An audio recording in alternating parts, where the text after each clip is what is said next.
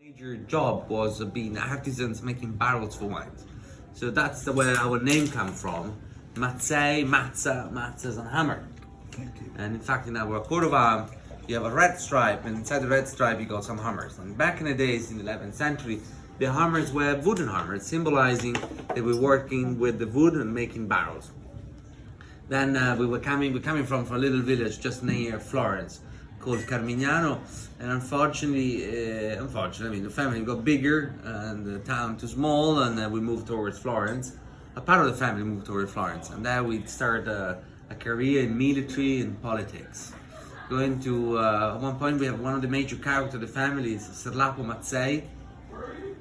Sir Lapo lived in the 14th century, and he was at the time Florence was a republic, very important republic, very modern republic, and Sir Lapo was the notary of the republic, and he was also an ambassador covering few embassies on behalf of Tuscan, of Florence. But he's been remembered mainly for his passion for wines and for his knowledge in viticulture and how to produce wine, and most of all, it's because he's left us with one document, whereas the first document that we know the existence of Chianti as a wine. That's thanks for his document where he's trading some barrels of Chianti wine. That letter is signed on the 1398. And it says, on this day, December 16, 1398, 3 florins, 26 soldi in denari, that's the currency of today, shall be given to Piero Tino Riccio for 6 barrels of Chianti wine. The aforementioned will be paid by later letters to Mazzei. So the interesting thing is doing exactly what I'm doing today. He's selling an appellation. He's not really explaining what are the varieties and what's inside the barrel, but he's telling about the appellation. So he's trading a region. So he's going beyond just explaining what are the varieties. So that's why I find it really fascinating. So we haven't discovered anything basically. We just keep on doing what we've been doing for many, many years. The other interesting thing is it says aforementioned it will be paid by written letter to Sir Lapo Mazzei. So already in 1398 they were paying with a check basically. So they had the international agreements. The Bank of Florence was really open, very internationally, and it's been giving financing a lot about the kingdom. So they had really international agreements, so you could travel without your money. And then one of the other major characters that you can see in your brochure is this gentleman called Filippo Mazzei, called by the Americans Philip, but this gentleman is called Filippo. And Filippo was an extraordinary man. He was a liberal thinker, how we just saying before, as a citizen of the world, a very open-minded type of person. He graduated in philosophy and in medicine, and then he wanted to explore and travel Europe. He was following new ideas around Europe, new ideas, the democracy. We're just about to have the French Revolution. He lived in London, but he had a really good friendship with the Grand Duke of Tuscany. The Grand Duke of Tuscany asked him he wanted to renovate the heating system of Florence. So he asked him to buy, he heard some very interesting stoves, and he told him, listen, you need to go and meet this family, they call Franklin, and they sell the Franklin stoves. And they go and meet with Benjamin Franklin. So with Benjamin Franklin, they get along immediately, they sharing a lot of ideas together, and through Benjamin Franklin got introduced to Thomas Jefferson, George Washington, Bryan Adams. Then he understood the potential of what's just about to happen, of the American independence. So he just ran back home and said, listen, Grand Duke of Tuscany, we need to support these guys. We need to do something, we need to finance the American independence, and because we'll get a lot of beneficial. He thought very commercially. And the Grand Duke of Tuscany, hold on a second, we can't really be doing something so official. So we need to find a way. I'm interested, but we need to find a way to do it. So he let him leave Italy with 3 ships with vines, olive trees, farmers who can teach how to grow vines and olive trees and weapons and money. And he arrived in Virginia. He lived with Thomas Jefferson at Monticello. Thomas Jefferson let him use part of his land, the famous part of the famous Monticello, where he started growing green vineyards. So he's basically the first one who brought vines to this coast of America. Unfortunately, he wasn't aware of the phylloxera, but the idea of Thomas Jefferson Philip, they were sharing this idea of creating the new chateau to start selling. So, Thomas Jefferson was really passionate about wine. So to create a new chateau to sell back to Europe. Unfortunately, it didn't go how they wanted to. But most of all, Thomas Jefferson, Philip has been remembered by the U.S. government as an American patriot, mainly not because of the viticulture, but mainly for what the inspirational that he's been for Thomas Jefferson, especially for the endorsement of men are created equal. Well, you believe it or not, but the cornerstone of the American Constitution, which is beautiful, all men are created equal, should pursue life and happiness. That phrase was part of the letters written by Philip way before the Constitution. So it came out that they say that Thomas Jefferson was inspired by Philip Mazzei for this endorsement. A big fan of Philip Mazzei is JFK, who writes about Filippo Mazzei in his book A Country of Immigrants, and he says about how much he's been contributing for the Americans without being an American. In fact, there's funny letters of after 20 years of being in America, in Virginia, Philip wanted to retire back to Europe and back to Italy.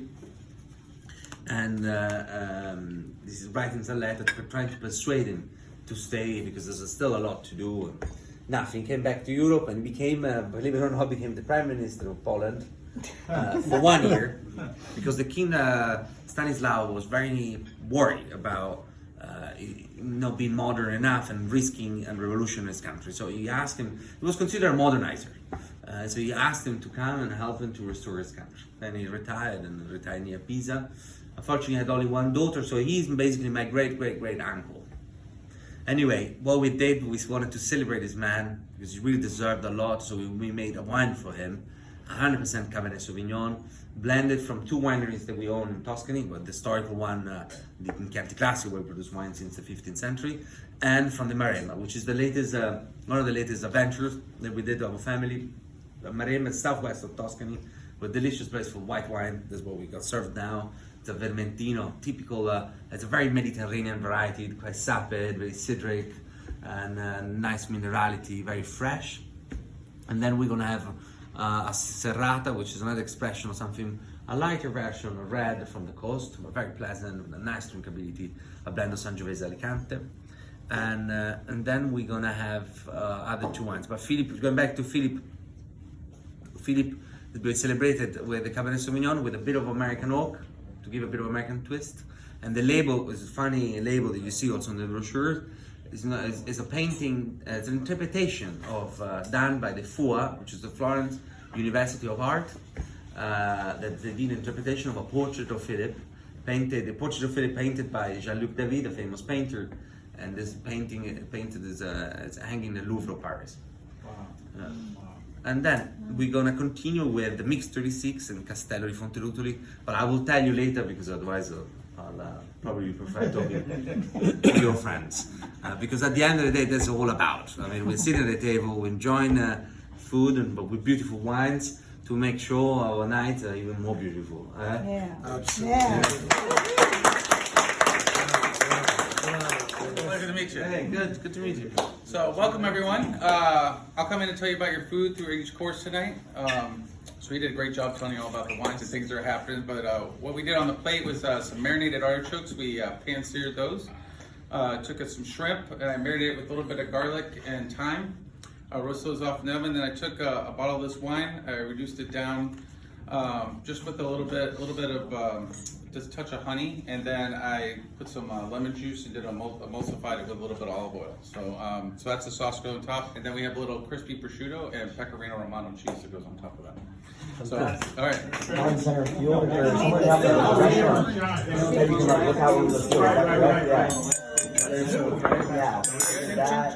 Okay, everyone. Two games, but yeah, they love for it. this Can't course, go wrong with Fenway. I did a little veal scalpini, so just some nice veal top round. We took that, pounded that out, we breaded it with a little bit of seasoned flour, seared that off. I have some pappardelle pasta. If you don't know, my father makes fresh pasta down in Bonita Springs, so I had to make it fresh and ship it up to us for this dinner. So it's really nice fresh pappardelle pasta. And the sauce, I made a sun-dried cherry marinara sauce. So I took some sun-dried cherries, I cooked them in the wine, and then I added a little bit of tomato sauce to that, pureed the whole thing, so really nice, should round out that dish really well. Chianti Classico, we're back in Chianti Classico, where we produce wine since the 15th century. The beauty about this estate is the locations. We've got 5 locations where the vineyards are. We're going from 200 meters from the sea level up to almost 600. A lot of biodiversity. And these 5 locations are break down in small plots. And to really find the best combination, to really make sure we really understand the diversity, we've been selecting further the Sangiovese. Chianti Classico is made mainly with Sangiovese. In this particular case, Sangiovese with Colorino and Malvasia Nera, 2 indigenous varieties. And we've been selecting for many years the Sangiovese to find the right combination. Today we work with 36 different sub-varietals of the Sangiovese. This, as Robert said, is a Chianti Classico Gran Selezione. Gran Selezione is the top of the pyramid of production of the Chianti Classico. So you're drinking the most expressive wine that the region has. And I find the 2011 a classic vintage of Sangiovese, where you got really nice supple tannins, but it's very silky, great drinkability, and I think it goes really well with what we with the pappardelle and the veal scaloppine.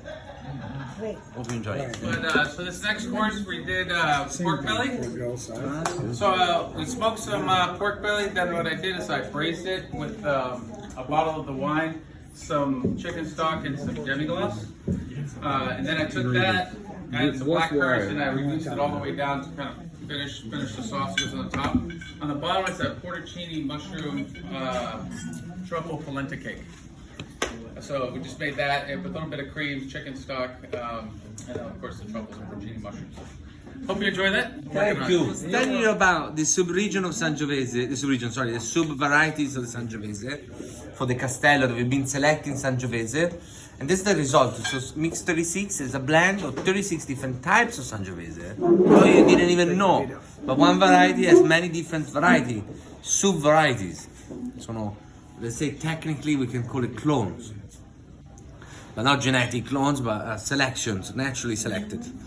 And we have a nursery project where we select the Sangiovese, where we have the 36 different types of Sangiovese planted together. So this is a single vineyard coming from this vineyard called Vicoreggio, and the wine we call it Mix 36 because we bring in together all the 36 different types of Sangiovese. I like to say this is the heart beating of Fonterruto. Cheers to that. Viva! Just like bothering me. Okay, everybody. For your entrees this evening, we did lamb. So, good everybody. Meanwhile, you're like, what? So, for this course, we did lamb. I did lamb racks. Completely oblivious. We cleaned those up, we seared those off, we finished those in the oven, and we sliced each chop for you.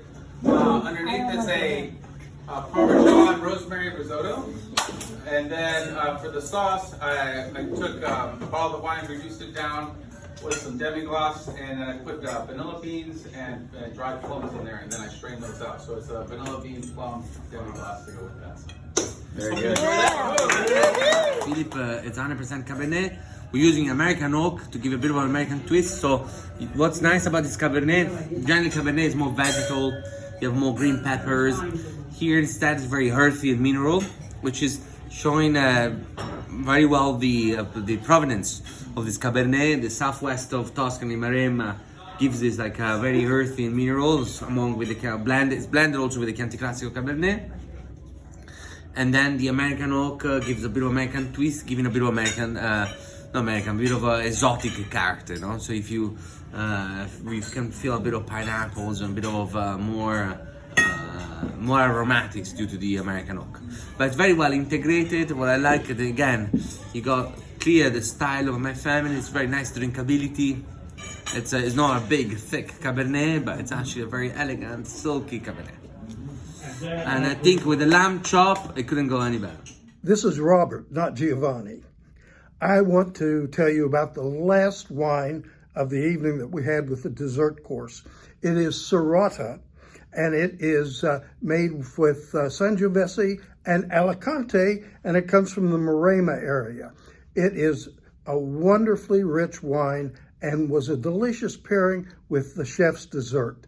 Now, stay tuned because Giovanni is going to give you some clues about how to remember a great wine that you've had. So Well, most of the people ask me, how do I have a wine knowledge? How do I learn to know about wine? I said, there's only one thing you have to do. When you order for wine, or someone pours your wine, before sipping the wine, just look at the label and try to remember the label and what you just been sipping. Then have a blast, have your best time ever, but you will remember because it's all about memory.